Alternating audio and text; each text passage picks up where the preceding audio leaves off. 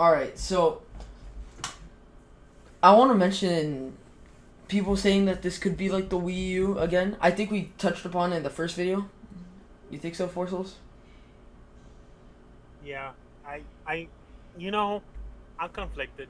I really don't know what's it gonna be. I think it will be.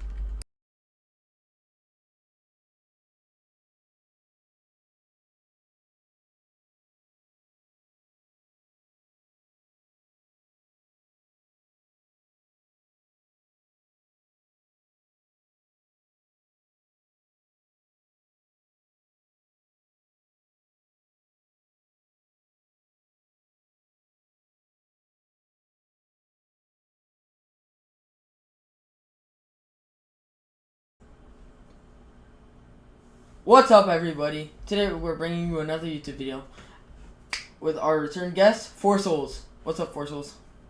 Hey, everybody! Thank you so much for having me again. Appreciate it. All right, so we're gonna be talking about relatively the same thing. We're gonna talk about Switch, Mario Kart World, and then Switch pre-orders. So let's get started. We recently got the announcement about the pre-order dates. Let's see if I can have them pop up. Order Switch.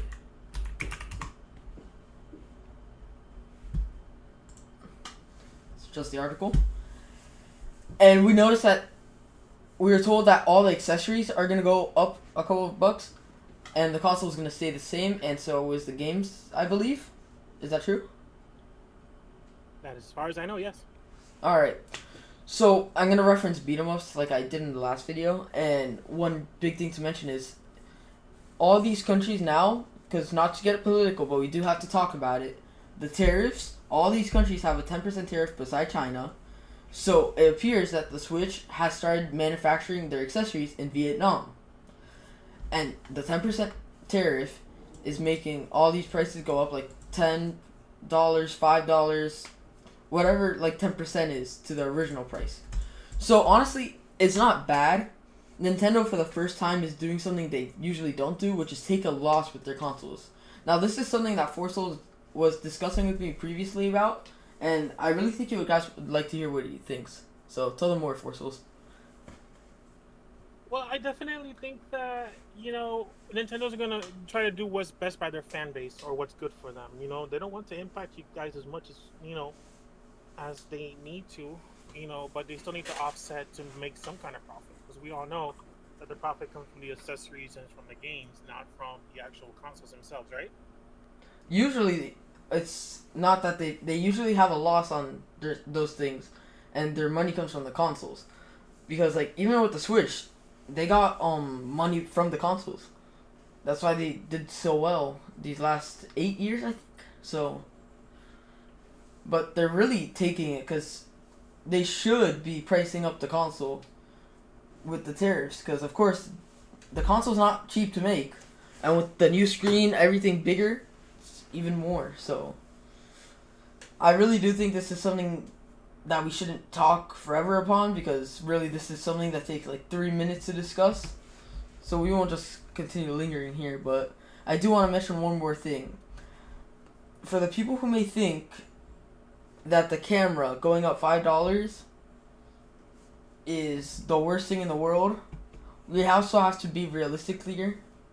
Oh my god, realistic here. That we can't expect Nintendo to cut their prices in anything they make because they also need to make money, or else they can't deliver. Because when they don't make money, they're capped at what they could do. It takes them time and resources. And like all these accessories go through the same thing. Like the only thing that isn't justified is maybe the $80 for Mario Kart World. That really doesn't make full sense. But for stuff like the camera, the accessories, they have to take. They gotta make their money. Anything you want to say about that? No, definitely. I see why they did what they're doing, and at the end of the day, come on, guys. They're for a for-profit company. They're not a non-profit organization. They're not here for charity. So if you're hurt about an increase of $10 or something, then maybe you should reconsider your life choices. And I hate to say it that way and be so harsh, but then maybe you shouldn't, be looking into this right now. You should be looking at other priorities in your life. But again, I get it. You want your entertainment to happen. But I definitely can see how it could be controversial, and I understand how my take could be controversial. For the record, it doesn't speak to the opinion of this channel. This is just my own personal opinion. So, I definitely think that we just need to, eat this one up and support the company that we've all grown up with and learned to love. Exactly. Now, let's talk more about, because I briefly mentioned Mario Kart just now. Mario Kart Direct. We have new features like free roam, and I really don't understand why it's worth $80. I don't see why I don't like the fact that they gave us this game, they showed it to us, and not once did they say, and just because of this reason, you can do all this, causing it to be worth $80. And I really don't think that was so. I don't think that's fair, because I want my reason before I spend all that money on one game. What do you think? No, I think that it's just gonna be a price increase all around. I don't think it's gonna be just that one game. I think that they're just looking for a reason or an excuse to increase the price. And if Mario Kart, there hasn't been a remake, there hasn't been a sequel to it for the Switch. It's just the Mario Kart 8 that came out, and I think that that plus the DLCs for it. I think that this is just a way to test the market to see how well the market will respond to a price increase in gaming. Because logically speaking, if I'm okay with increasing the price on this particular item for this particular amount of money, then I should be okay with increasing the price on all the other items too. So I think this is just a way to test the waters to see how the player base responds to the price increase. Do you think they would ever decrease the price back to maybe like 70? You know what? The business models has shown that that's not something that is probable. I do know that sometimes they do like the the greatest hits or something. I know Sony has done it. I know Nintendo has done it before. So maybe once the cycle of the system starts to die down, and they're remaking games that were popular, you might see some come out. They did it for the Wii, they did it for the Wii U, they did it for that's about it. I don't think they did it for the Switch this go around. But the Switch hasn't stopped selling. It's been a monster. It's been the best seller. So I It don't know. really has. Only time will tell. Now, I agree with this, that statement a lot, but honestly, I need to see, like, if they want to test the market, clearly people aren't responding well just by seeing it. They haven't played it. They haven't touched the game yet. Well, some people have, but realistically, the majority of people have not even touched the game yet, and they're complaining about the $80 price point. So, I think this is going to be a waiting game. It's either they drop the price, or this game really justifies the $80, and it really shows me why I should buy more than one copy of it, because how good it is. And hopefully that's how the game is. Because honestly, Nintendo has a way of doing that with all their games. They can justify their $60. Oh, I definitely understand where you're coming from. I mean, over the years, I'm a pretty old person myself nowadays, and over the years, I've seen the prices increase. I've seen games be $40, and then they went up to 50, and then they went up to 60, and then it was the same thing when it went up to 60. Like, oh my God, Sony wants $60 for a PlayStation 3 game. I mean, that was like news. Like, and look how successful it was, and they're still around now, 2 generations later to the PS5. And now it's what, $69 what a game is for. I don't know how much a game is because it's been a while since I've paid an actual full price for a game. So I mean, it's gonna happen, and it's just a matter of time. There's rumors of the GTA being $100. So we'll see. For sure. Now, there's not much again to talk about, especially in this subject, but we do have stuff to talk about that we brushed upon, but I really think we should have talked more about, and it's about the Switch 2.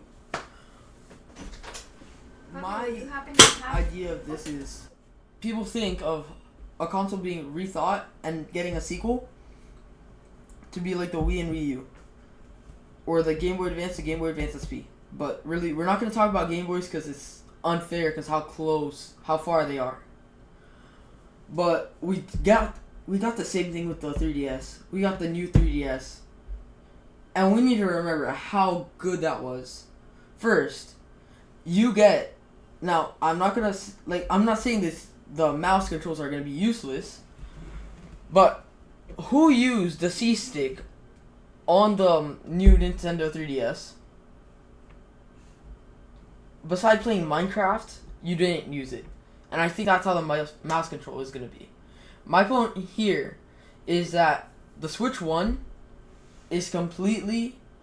Well, the Switch 2 is not going to be a complete different console from what the Switch 1 was. It is still a Nintendo Switch. It is still the same idea.